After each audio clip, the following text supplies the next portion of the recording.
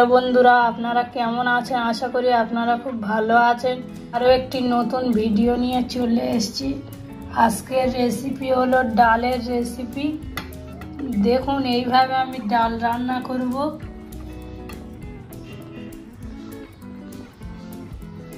সোনার খাড়া দিয়ে ডাল রান্না করব। কেউ কেউ বলে সোনার খাড়া, কেউ কেউ বলে সোনার ডাঁটা, জানি না আপনারা কি বলেন। তো দেখুন, এখানে একটি কড়াতে ডাল নিয়ে নিয়েছি, আর এখানে আছে পেঁয়াজ কুচি, 6 থেকে 7টা পেঁয়াজ কুচি, আর এখানে আছে 2টি টমেটো কুচি, এখানে আছে তেজপাতা 2 পিস, আর এখানে আছে কাঁচা লঙ্কা 3 পিস, আর এখানে কাঁচা লঙ্কা কুচি কুচি করা আছে। আর এখানে দেখতে পাচ্ছেন সোনার খাড়া আর 1 পিস ছোট আলু দিয়ে দিয়েছি। আর এখানে আছে চিংড়ি আর পেঁয়াজ ভাজা করব, আর ডাল সোনার খাড়া আলু দিয়ে রান্না করব। তো দেখুন কিভাবে রান্নাটা করি। ডালের মধ্যে এখানে টমেটো কুচিগুলো দিয়ে দেব, এখানে তেজপাতা 2টি দিয়ে দেব, কাঁচা লঙ্কা 2টি দিয়ে দেব, এখানে দিয়ে দেব পেঁয়াজ কুচি, আর দিয়ে দেব এখানে হলুদ গুঁড়ো 1 চামচ মতো, দিয়ে দেব লাল মরিচের গুঁড়ো 1/2 চামচ, আর দিয়ে দেব সাদা তেল, আর এখানে দিয়ে দেব আদা রসুনের পেস্ট 2 চামচ। দেখুন সবগুলো দেওয়া হয়ে গিয়েছে। এটা হাত দিয়ে ভালো করে এইভাবে মাখিয়ে নেব।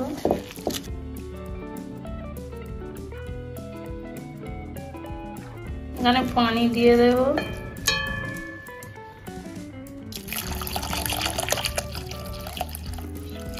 সিদ্ধ হওয়ার মতো পানি দিয়ে দেব আমি। তাকে গ্যাসে বসিয়ে দেব। এবার দেখুন ডালটা গ্যাসে বসিয়ে দিয়েছি, গ্যাসটা অন করে দেব। ডালটা ফুটলে আপনাদেরকে দেখাচ্ছি। দেখুন এদিকে ডালটা ফুটছে। কড়া বসিয়ে দিয়েছি চিংড়ি ভাজার জন্য, তেল দিয়ে দেব,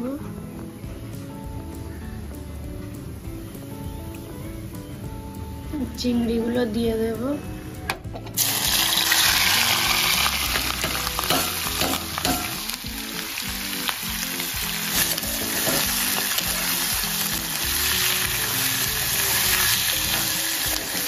দেখুন 3 মিনিট মতো ডালটা ফুটে গিয়েছে। এখানে আলু আর সোনার খাড়াটা দিয়ে দেব।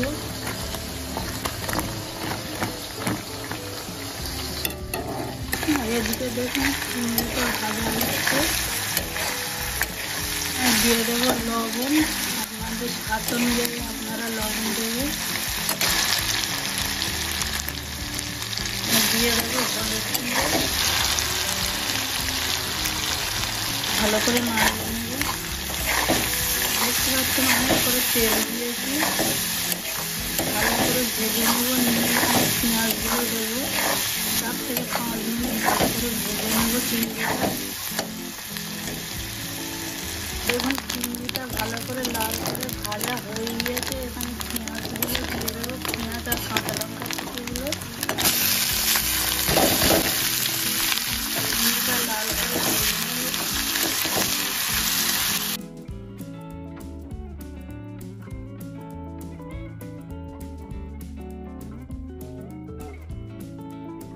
এইভাবে নাড়াচাড়া করে ভালো করে ভেজে নিয়ে দেখুন এদিকে ডালটা ফুটছে।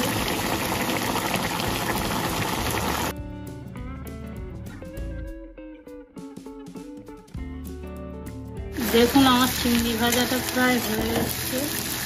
আপনারা এইভাবে একবার বাড়িতে বানিয়ে খেয়ে দেখবেন কতটা সুন্দর লাগে। দেখুন আমার রেডি হয়ে গিয়েছে। গ্যাসটা অফ করে দেবো, দিয়ে একটি পাত্রে তুলে দেখাচ্ছি। দেখুন আমার চিংড়ি ভাজাটা রেডি হয়ে গিয়েছে। দেখুন ডালটা সিদ্ধ হয়ে গিয়েছে, আর খাড়াগুলোও সিদ্ধ হয়ে গিয়েছে। পানিটা শুকিয়ে গেলে এখানে অল্প করে একটু পানি দিয়ে দেবো, ভালো করে নাড়িয়ে নেব। এইভাবে একবার বাড়িতে ডাল বানিয়ে খেয়ে দেবে। দেখুন অনেকটাই শুকনো হয়ে এসছে। এখানে এবারে একটু পানি দিয়ে দেবো, ভালো করে নাড়িয়ে নেব।